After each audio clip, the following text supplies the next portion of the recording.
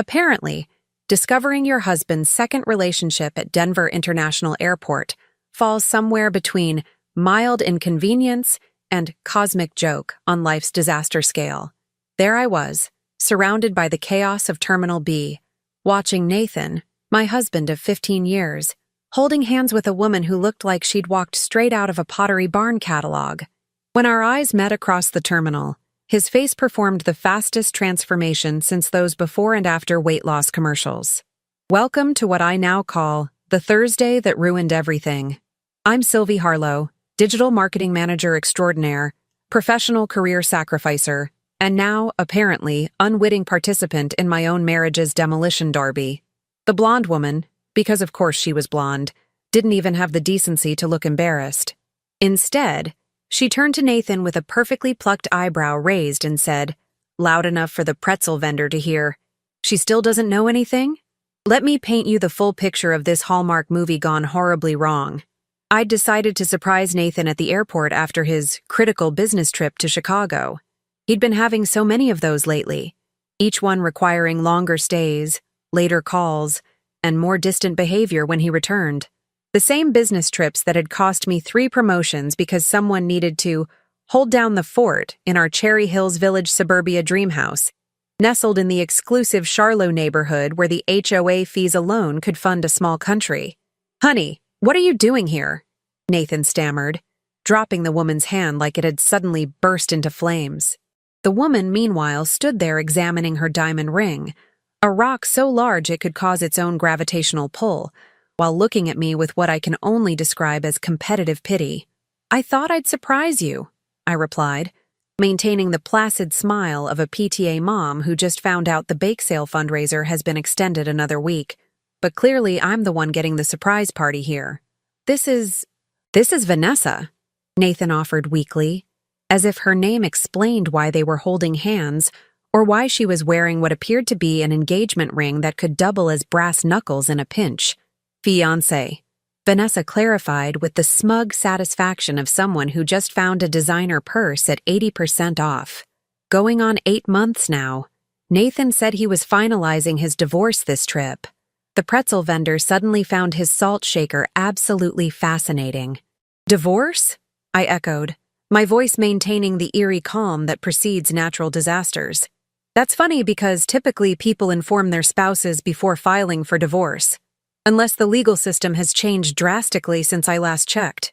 Nathan's face cycled through more colors than a malfunctioning RGB gaming keyboard. "Sylvie, I can explain." "Can you, though?" I interrupted, still smiling like I was posing for our next Christmas card. "Can you explain why I've been managing our household solo while you've been building a second life? Or why I turned down the Seattle position that would have doubled my salary because you said moving would destabilize our marriage?" Vanessa's perfectly contoured face started to crack as realization dawned. "Wait, you two are still together? Actually, together?" She turned to Nathan with the look of someone who just discovered their organic, free-range chicken was actually frozen nuggets. "You told me you separated last year." "He did separate," I offered helpfully. His brain from reality, apparently. The airport security guard nearby was pretending not to watch us while clearly recording mental notes for his dinner party story later. "Ladies, please, let's not do this here," Nathan pleaded, his voice dropping to a whisper as he noticed the growing audience of delayed passengers finding us more entertaining than their phone screens. "You're right," I agreed, unexpectedly. "This isn't the place." I turned to Vanessa. "How long have you known Nathan?" "Almost 2 years," she replied, twisting her engagement ring nervously. "He was consulting for my father's company." 2 years, I repeated, doing the math in my head. So all those nights he was working late on the Henderson account. "My father is Richard Henderson," Vanessa supplied, her expression shifting from smugness to something approaching horror. "Of course he is," I laughed, not the fun kind of laugh, but the kind that makes people slowly back away. "Well, I think you two deserve each other. You're both excellent liars." I turned to leave, then paused. "Oh, and Nathan? Don't bother coming home. I've suddenly decided to redecorate, starting with removing all traces of garbage from the house." As I walked away with all the dignity I could muster, I heard Vanessa demand, You said your wife knew and was okay with it. You said she didn't want to be married anymore. I didn't stick around for his response. The Uber ride home was a blur of notifications as Nathan called repeatedly. I blocked his number somewhere around the High Line Canal Trail exit. I also took the opportunity to snap a few photos of the airport scene on my phone before leaving, including a perfectly framed shot of Nathan's panicked face next to Vanessa's bling-adorned hand. Digital evidence might come in handy. By the time I reached my driveway in the most coveted section of Charlotte, I'd formulated a 3-phase plan that would make military strategists weep with admiration. You see, Nathan made 3 critical mistakes. First, he married a woman who specialized in digital strategy. Second, he was too lazy to manage his own online accounts. And third, perhaps most fatal, he underestimated just how vindictive a woman scorned could be, especially one who controlled all his passwords. While he was still probably explaining himself to Vanessa, or maybe already booking a hotel room, who knows, I logged into our joint bank account. Nathan 123. Seriously, that was his password for everything. The man having an affair couldn't even be bothered to use incognito mode on our shared laptop. I transferred exactly half of our savings to my personal account, leaving him the other half because I'm nothing if not fair in my fury. Next, I accessed his work email. As his unofficial personal assistant for 15 years, I still had all his login information. His big presentation to the board next Tuesday? I made some subtle adjustments. Nothing obvious, just enough incorrect figures to make the CFO raise eyebrows, and one hidden slide programmed to appear if he clicked in a specific sequence. Our last Christmas photo with the caption, "Family Nathan hides from girlfriend while asking for a raise to buy another ring." For my final act of digital vengeance, I logged into our shared Instagram account. Nathan had always been intensely private about social media. Now I understood why. I posted a carefully curated album of our happiest moments with the caption, "Celebrating 15 wonderful years with the man I just caught holding hands with his secret fiancé at Denver International Airport. It's our Thursday, surprise, our 2 timing. Tuesday, marriage was a scam." I tagged his mother, Judith, a woman so religiously conservative she once told me wearing open-toed shoes to church was asking for attention. Then I called a locksmith. When Nathan finally returned 3 days later, he found new locks, half the furniture gone, and a poster on the front door with the photo I'd sneakily taken at the airport captioned, "Wanted, man who thinks he can maintain 2 households on a salary that barely supports one." The cherry on top? The anonymous tip to his company's financial compliance department about certain expenses charged to his corporate card, weekend getaways, jewelry purchases, and dinners that certainly weren't business-related. If Nathan wanted 2 separate lives, I decided both of them should collapse simultaneously. This was definitely not in his 5-year plan. The fallout from what I now call Terminal Betrayal was nuclear. My phone blew up faster than a microwave with aluminum foil. Nathan's mother, Judith, called first, not to check if I was okay, but to inform me that airing family laundry is unladylike, and this is why we always had concerns. 15 years of bringing her gluten-free pies at Thanksgiving, and I was still the outsider who corrupted her perfect son. "Judith," I said with the saccharine sweetness of an artificial sweetener packet, "I'm so glad you called. Did Nathan ever mention Vanessa during your weekly Sunday calls? You know, the woman he's been seeing for 2 years while still married to me?" The silence lasted so long I checked if the call had dropped. Then came a sharp intake of breath that could have sucked the paint off walls. "Nathan would never. Check his Instagram tags, Judith. I'm sure your prayer circle at Cherry Hills Community Church will have plenty to discuss this week." I hung up as she was mid-scripture quote. Next came Nathan's sister Meredith, who had the audacity to suggest I must have driven him to it by focusing too much on work. This from a woman whose idea of career advancement was getting promoted from customer to distributor in her essential oil pyramid scheme. "You're right, Meredith," I agreed. "I worked so hard at my job and maintaining our home that poor Nathan had no choice but to start another family. If only I'd spent more time rubbing lavender on his temples and less time paying our mortgage." The calls continued. Our neighbors, the Prestons, who'd had us over for barbecues in their backyard with the perfectly manicured lawn that would make the Glenmore Country Club envious. Melissa Preston's tone dripped with faux concern. "We're here if you need anything, but Dave always said something seemed off about you two." Translation: they'd known something was wrong but never bothered to mention it. Suburban solidarity at its finest. "How fascinating," I replied. "And here I thought the only thing off was Dave's pudding game and your obvious Botox addiction. My mistake." While I was fielding these delightful interactions, Nathan was experiencing his own special brand of chaos. His company's HR department had placed him on administrative leave, pending an investigation into financial irregularities. Turns out using your corporate card to wine and dine your secret fiancé counts as fraud. Who knew? I learned this when he showed up at the house on Monday morning, looking like he'd been sleeping in his car, which, honestly, he might have been. The morning fog still hung over the Charlotte neighborhood as he pulled into the driveway, his BMW's pristine shine now dulled by what appeared to be several nights of parking under trees. "You've destroyed everything," he said through the screen door, since his key no longer worked. "My job, my reputation, my relationship with Vanessa. Fascinating how you list Vanessa as a separate loss from our marriage," I observed, leaning against the doorframe. "Tell me, do you keep your moral compass in the same drawer as your wedding ring when you take it off for your business trips? Sylvie, please." He lowered his voice to that special pleading tone reserved for men who've been caught. "This has gotten out of hand. Can we just talk about this like adults?" "Adult conversations require adult behavior," I replied. "Like not creating a second life behind your spouse's back. But sure, I'll be adult enough for both of us. You have exactly 3 minutes." He ran his hands through his hair, which looked like it hadn't seen shampoo since the airport incident. "My company is freezing my accounts during the investigation.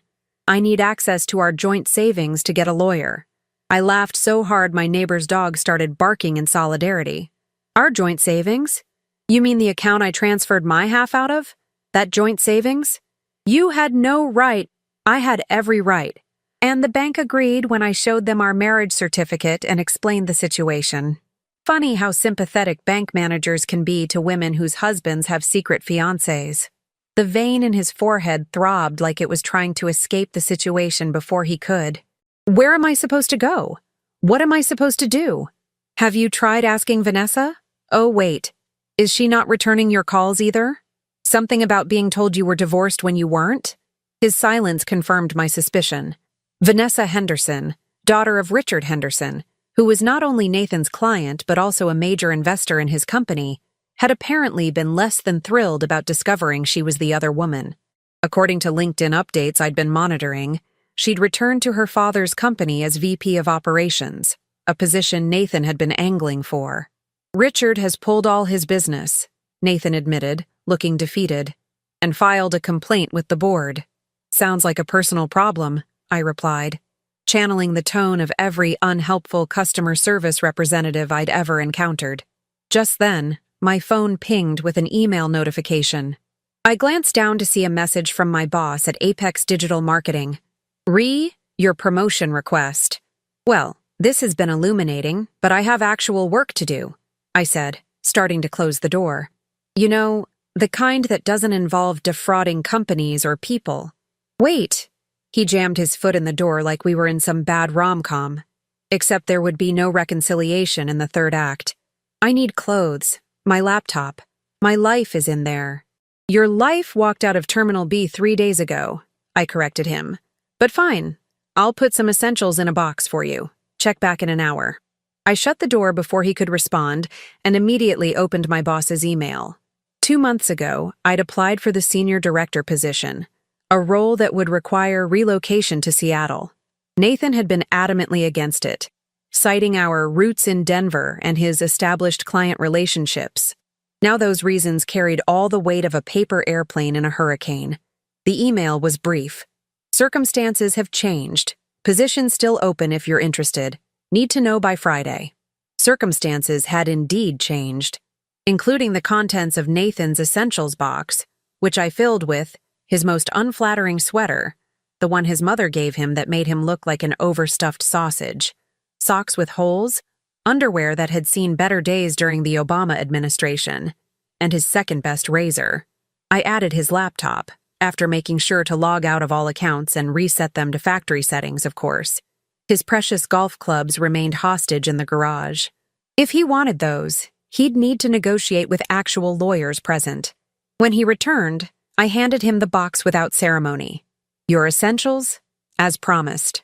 He peered inside, his expression souring. This is it? Where are my golf clubs? My good suits? Probably in the same alternate dimension as your integrity, I suggested. Check there. As he turned to leave, defeated and clutching his sad box of mediocre belongings, my neighbor Diane from across the street just happened to be walking her dog along the Highline Canal path that borders our property. Diane, who had always been suspiciously interested in Nathan, slowed to witness his walk of shame. Having some troubles? She called out, not even pretending she wasn't eavesdropping.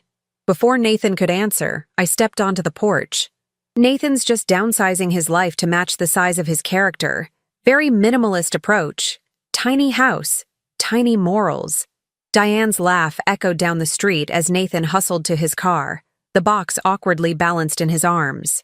That evening, I opened a bottle of wine I'd been saving for a special occasion and started browsing Seattle real estate listings while updating my resume.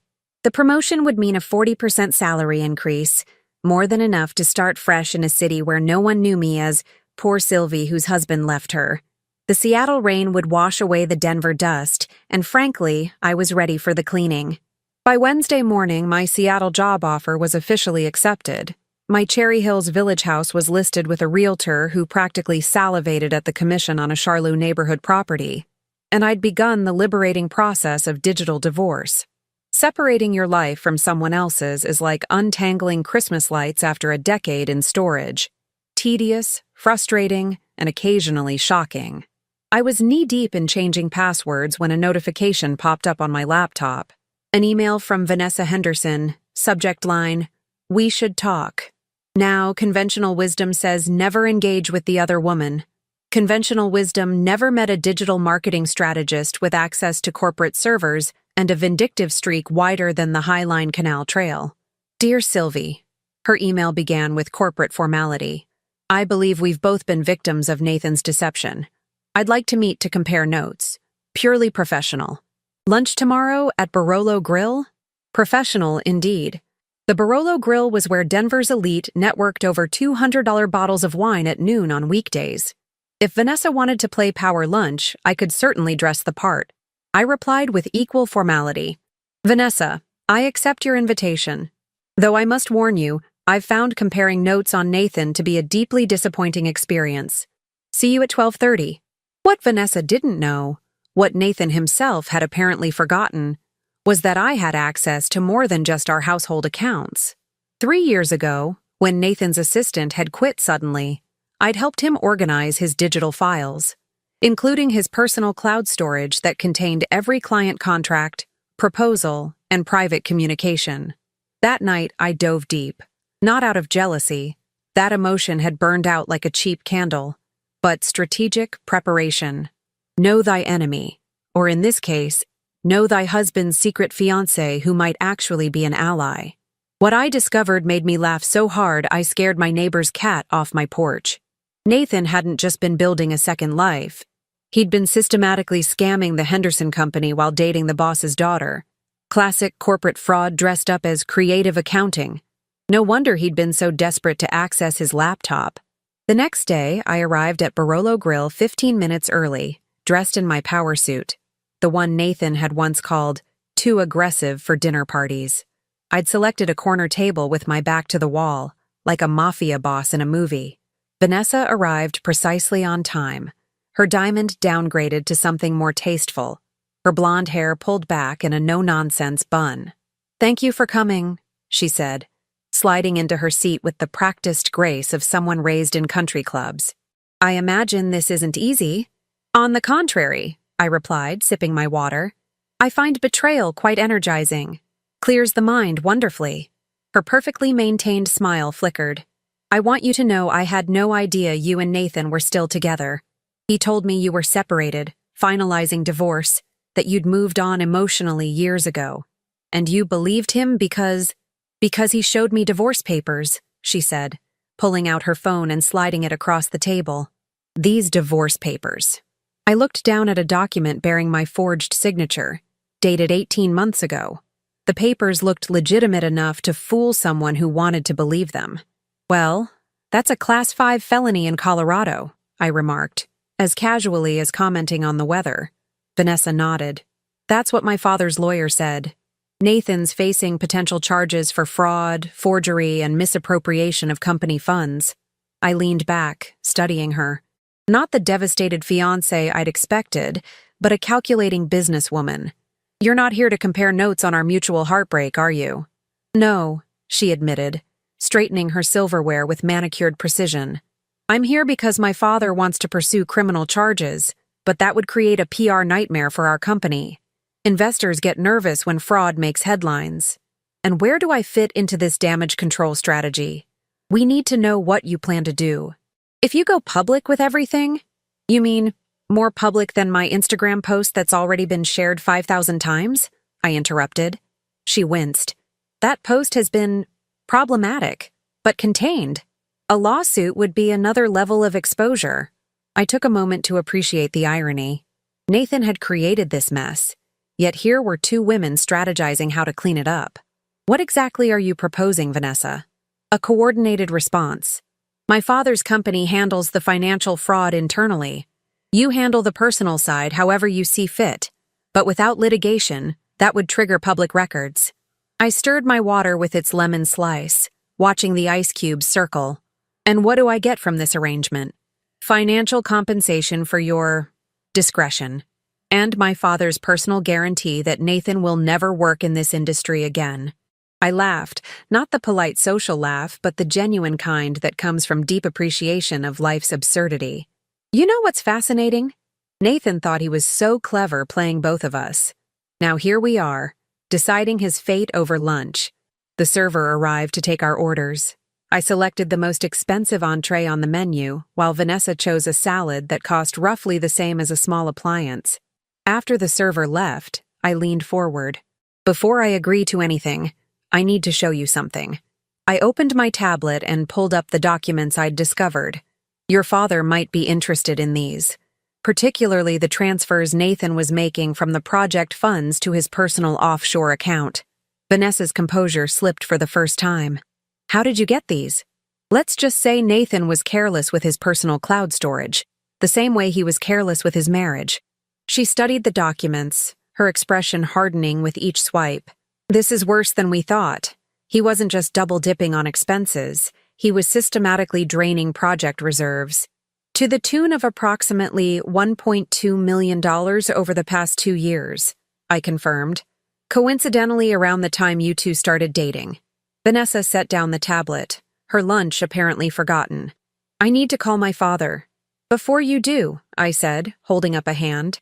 Let's discuss my terms. Her eyebrow raised. You're negotiating? I prefer to think of it as ensuring mutual benefit, I replied. I want 3 things. First, a letter of recommendation from your father to my new employer in Seattle, leveraging his considerable industry influence. She nodded slowly. Doable. Second, Henderson Industries makes a substantial donation to Women's Financial Independence Network. It's a nonprofit that helps women rebuild after financial abuse. My father sits on 3 nonprofit boards. I'm sure he can arrange something appropriate. And third, I said, taking a deliberate sip of water, I want to be the one to tell Nathan that both of his carefully constructed lives are collapsing simultaneously. Vanessa's perfectly lined lips curved into a smile that wouldn't have looked out of place on a shark. That, she said, raising her water glass, would be my pleasure to arrange. We clinked glasses in what might be the most unexpected alliance of my life. The following day, Nathan received 2 separate communications. A formal letter from Henderson Industries detailing the termination of all contracts and the initiation of an internal financial investigation. And a text message from me, the Westin downtown, 3 p.m., presidential suite, come alone. I'd booked the suite using Nathan's credit card, the last charge before I canceled it. Petty? Perhaps? Satisfying? Absolutely. As I prepared for our meeting, arranging the documents in precise order on the suite's elegant dining table, I felt something I hadn't experienced since seeing them at the airport. Power. Not the destructive kind that Nathan had wielded, but something cleaner. The power of having nothing left to lose. I checked my watch. 2 hours until showtime. I picked up my phone to confirm our special guest was still planning to attend. After all, what's a good takedown without witnesses? The presidential suite at the Westin looked like it had been decorated by someone who thought luxury meant gold plate everything that doesn't move. Perfect for what I had planned. A setting so ostentatious it would make what was about to happen even more satisfying. At precisely 2:45 p.m., there was a knock at the door. I opened it to find Vanessa, dressed in corporate battle armor. A tailored black suit that probably cost more than my monthly mortgage on the Charlotte property. "Is everything ready?" she asked, surveying the suite with the critical eye of someone who'd grown up attending charity galas in similar spaces. "Absolutely," I confirmed, gesturing to the dining table where I'd arranged 3 leather portfolios. "Yours is the blue one. Mine is red. Nathan's," I smiled, "is the black one, like his soul." She nodded approvingly. "My father sent his regards, and this." She handed me an envelope. Inside was a signed letter of recommendation from Richard Henderson to my new employer in Seattle, along with confirmation of a $250,000 donation to the Women's Financial Independence Network. "Your father works quickly," I observed. "Henderson men are efficient," she replied, then added with perfect deadpan, "except apparently when vetting potential sons-in-law." That startled a genuine laugh out of me. In another universe, we might have been friends. "There's champagne in the minibar. I thought we might need refreshments for the show." "I like how you think," Vanessa approved, heading to retrieve the bottle. At 2:58 p.m., my phone buzzed with a text from the hotel front desk. "Mr. Harlow has arrived and is on his way up. Places everyone," I announced to my audience of one. "The guest of honor approaches." Vanessa took position in the bedroom, door slightly ajar, while I sat at the dining table, casually reviewing documents like a CEO about to fire an underperforming employee. At exactly 3 p.m., Nathan knocked. Always punctual for important meetings, his one redeeming quality. I opened the door to find him looking almost unrecognizable. The polished corporate consultant had been replaced by someone who appeared to have been sleeping in his car and using dry shampoo as a lifestyle choice. His usual confidence had deflated like a week-old birthday balloon.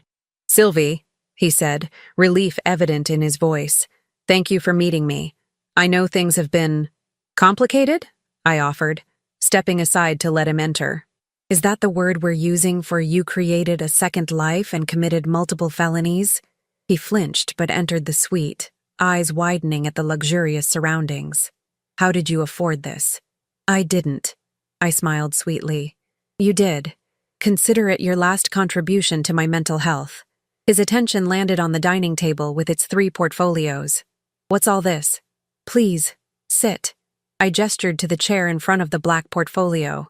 "We have a lot to discuss."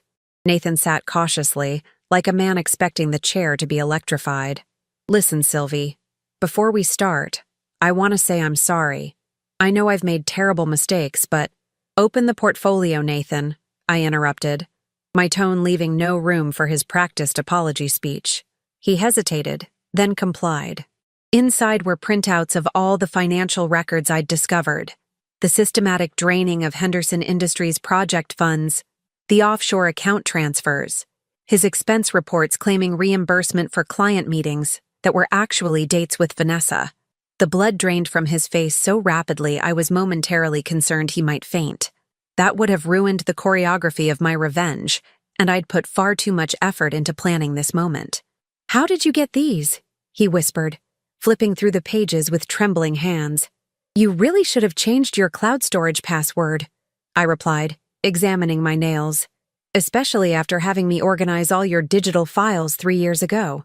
Remember when I helped you create that secure folder structure? Turns out it wasn't so secure after all." He looked up, panic replacing shock. "Sylvie, you don't understand. The Henderson account was complex. These transfers were legitimate project expenses. For what project exactly? I interrupted. Project Build a Secret Life? Project Defraud the Company? Or my personal favorite, Project Marry the Boss's Daughter While Still Married? It's not what it looks like, he insisted, desperation creeping into his voice. It never is with you, Nathan. But unfortunately for your narrative, I've brought someone who might have a different perspective. I turned toward the bedroom. You can come out now. The bedroom door opened fully, and Vanessa emerged like a shark sensing blood in the water. Nathan's face performed an Olympic-worthy gymnastics routine, cycling through confusion, horror, and panic in record time. Vanessa? He stammered. What are you doing here? Comparing notes with your wife, she replied coolly, taking the seat beside me. Turns out we have a lot in common. We both trusted you, and we both got screwed. Financially speaking, of course. Nathan looked between us, the dawning realization that he was facing a united front, causing him to physically shrink in his chair. This is some kind of setup. No, Nathan, I corrected. This is consequences. Something you've apparently managed to avoid for quite some time. Vanessa opened her blue portfolio and removed a document, sliding it across the table. This is from my father's legal team. Henderson Industries is conducting a full internal investigation into the $1. $2 million missing from project accounts under your supervision. And this, I added, pulling a similar document from my red portfolio, is from the mortgage company. Apparently, taking out a second mortgage on our house without my knowledge or consent constitutes fraud. They were very interested to learn about that. Nathan grabbed both documents, his eyes darting back and forth between them. You can't do this. We're married. You'll be implicated too. About that. I smiled, producing another document. These are our actual divorce papers, filed yesterday.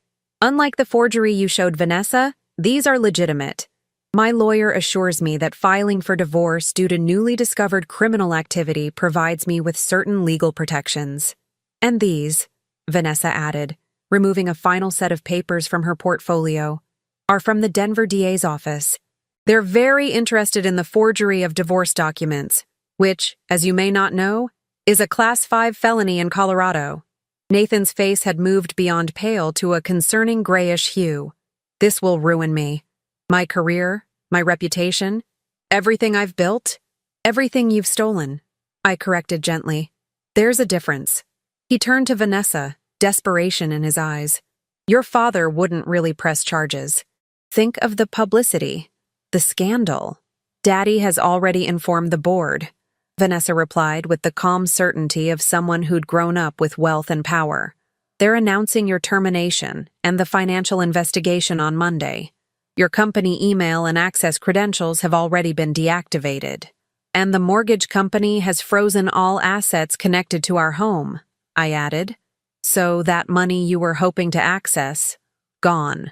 Nathan's shoulders slumped in defeat, the full weight of his actions finally crashing down on him. What do you want from me? Money? I don't have any left. That's the beautiful part, I said, sitting back with the satisfaction of a chess player announcing checkmate. We don't want anything from you.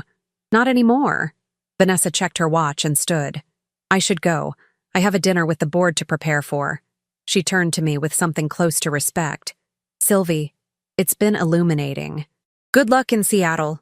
As she left, Nathan watched her go with the broken expression of a man seeing his carefully constructed house of cards collapse in slow motion. Seattle? He asked finally, turning back to me. Oh yes, I confirmed, gathering my documents. I took that job you insisted I turn down. Senior director position, 40% salary increase, relocation package.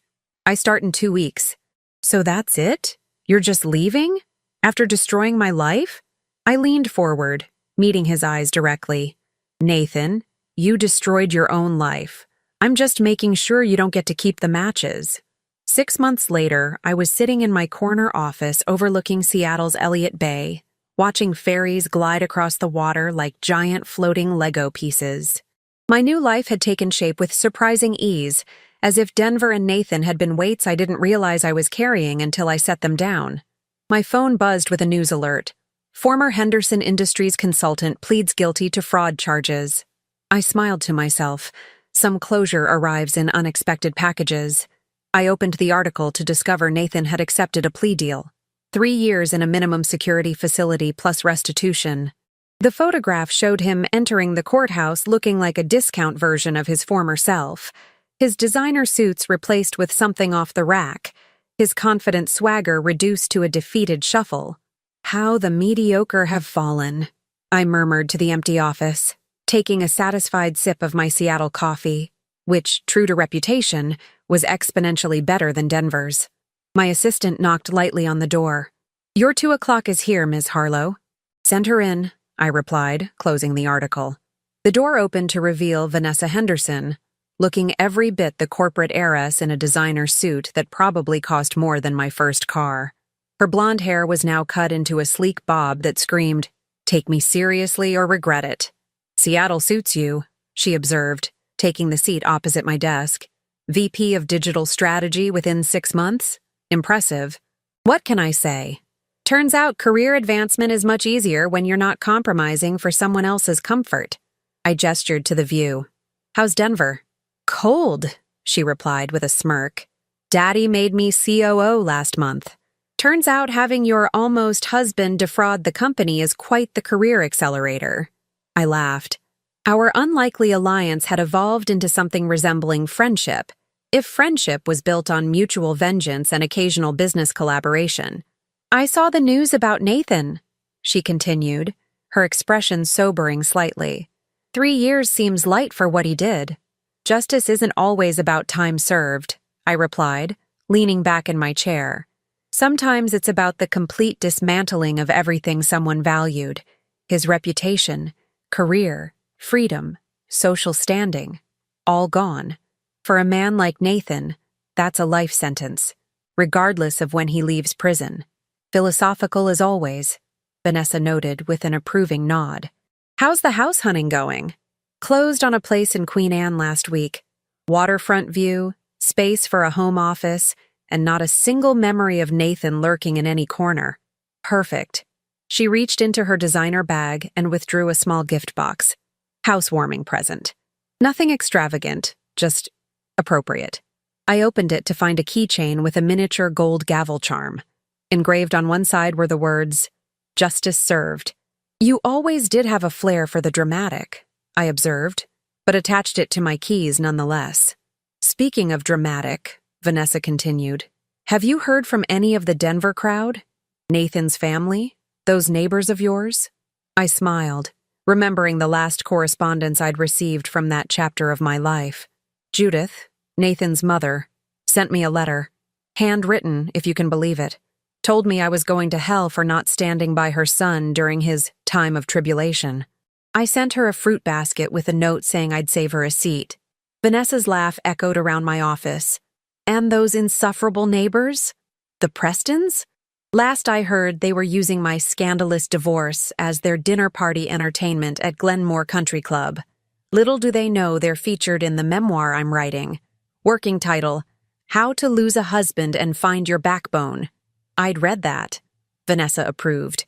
We moved to the sitting area where my assistant had arranged coffee and those ridiculously expensive French pastries that somehow taste better, because they're impossible to pronounce correctly.